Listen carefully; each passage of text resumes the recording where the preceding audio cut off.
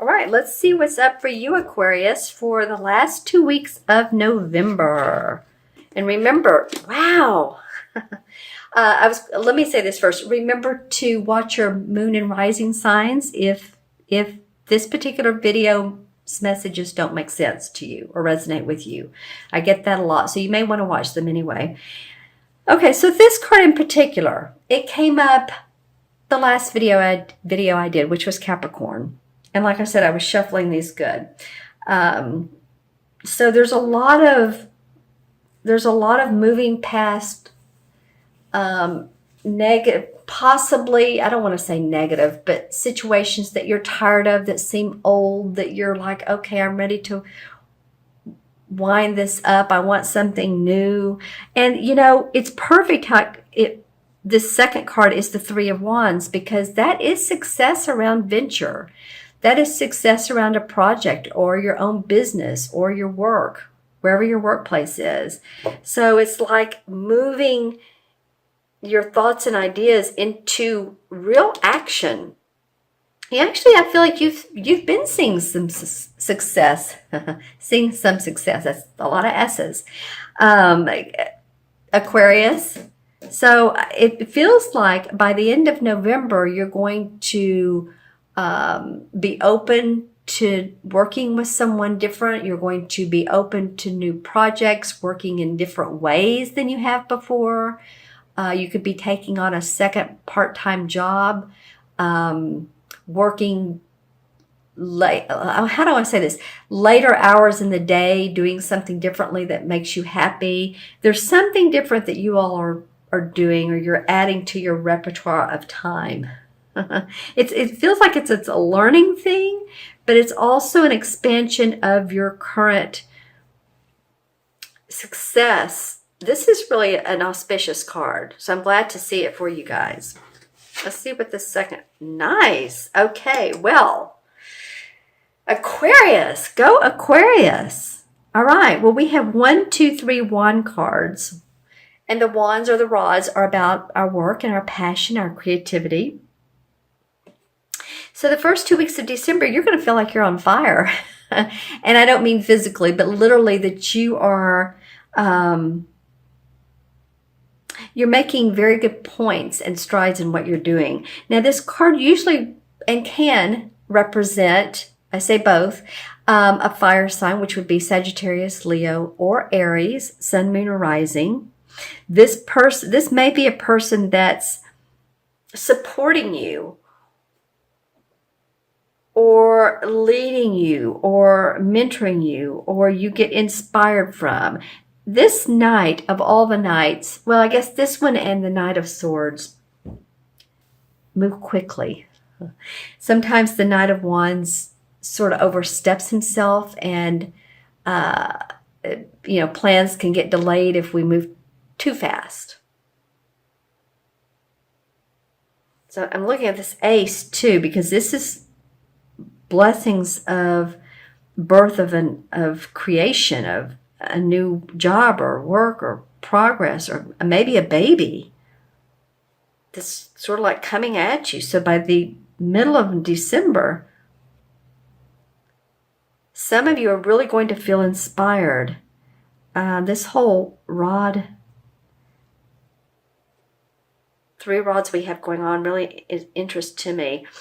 This person here, this knight, the knights are the explorers. And this is the Knight of Wands, which is the night of exploring creative projects. And these two feel very calm to me. It's like he's very happy about his venture. He's still has his back to us. So the 4 of Wands would be the fruits of the labor. He's still putting the labor out there, but there's something birthing out of this. There's something new that's coming from this looking at things in a different way. This fire sign, I'd love for you all to leave me comments. The court cards are always interesting, to say the least, because they represent people or can represent people. So you all leave in the comments who this Knight of Wands might be. Now, if you look at it this way, here's the swords. You might be moving away from this person. Maybe this person has been too fiery, too much. If this has been a spouse or a friend or someone who talks your ear off and you're like, whew, let me take a break from them. Because that would feel different than these other two. This is more like your business taking off, and this is like awesome news. So let me know in the comments below how this plays out. Let's look at the transition card. Ooh, the High Priestess. I love the High Priestess. She's the most psychic woman in the deck. She's the most intuitive. She gets the inner workings of the world. And I say that in a way of she knows that there's the ebbs and flows of life. There's the positive and then there's the negative. And she's very balanced. She's somewhat spiritual, you could say. She has this crescent moon below her. So she gets the order of the moon. She gets, like I said, the ebbs and tides of life. She also represents hidden agendas. So if any of you all are dealing with someone that you're not really sure about, that you're not sure if they're good for you in your life, you might want to really go into your inner intuition and sit with yourself and see, take a couple deep breaths and feel if this person is good for you. That might be this Knight of Wands that I'm talking about that you're unsure of. It may or may not be. So you all, of course, not every Aquarian's born on the same day, the same time, the same minute, the same hour, the same place. So this is going to represent different people to all of you all. I feel like, though, this is someone, or this is a time for you when you really are perceptive and intuitive and you get it. Okay, let's see what the crystal has to say as well. I'm going to use this crystal. Yeah, you're leveling out a playing field. You may have felt like in the past or in a relationship, it doesn't have to actually be a romantic relationship, if I can get my words out here. It can be a friendship, it can be a business partner, or business organization. But I feel like you're feeling like, now I'm on a level playing field. They're not quite as superior as you once thought. And I think that might have been in your own mind, actually. You've always been as talented. You've always been as good as them. I feel like you'd been thinking a lot. Well, maybe I'm not as good as they are, or he or she or whomever. Let's see what else comes up for you. I'm looking for, okay, that's some beautiful blue. And I'm holding it away from this, so it's not that. This particular blue, let's see, I'm looking to see if it's more of a cobalt.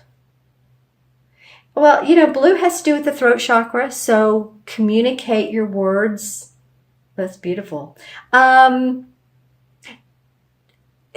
want to say don't mince your words. In other words, don't hold back. And at the same time, use your words carefully. So that's two different encouragements, isn't it? But there is something about languages. So any of you all that are studying different languages, different cultures, that comes up as well. You might be learning, it's French or Spanish.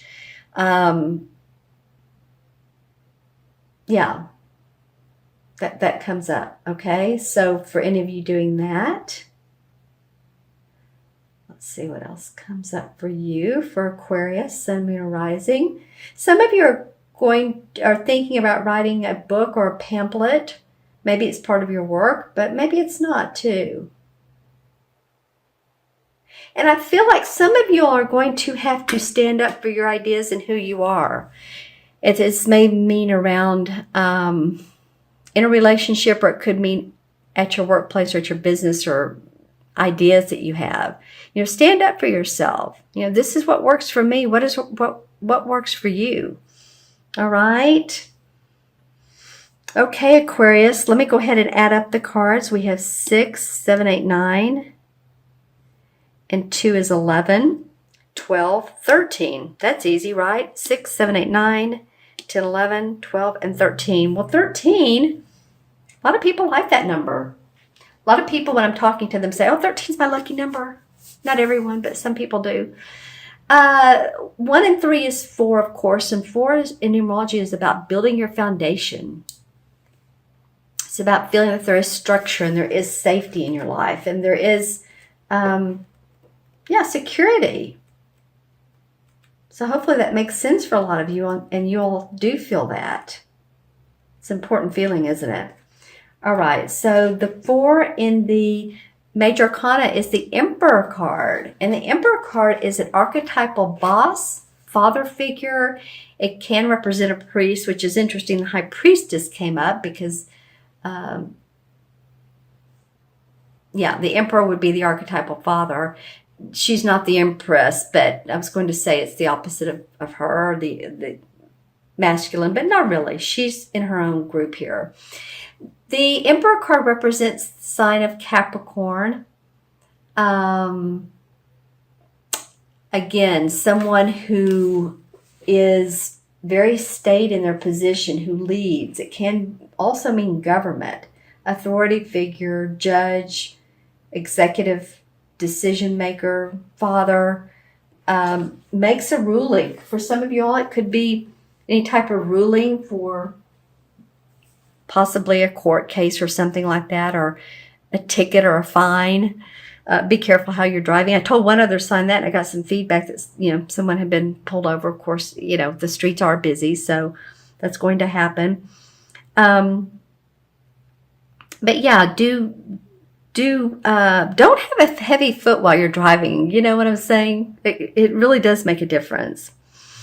So this Capricorn can also be someone in spirit who is watching over you, who is with you, a spirit guide. And I've noticed that it represents that to some people. So pay attention to your angels and your spirit guides, and those of you and those that you feel are with you.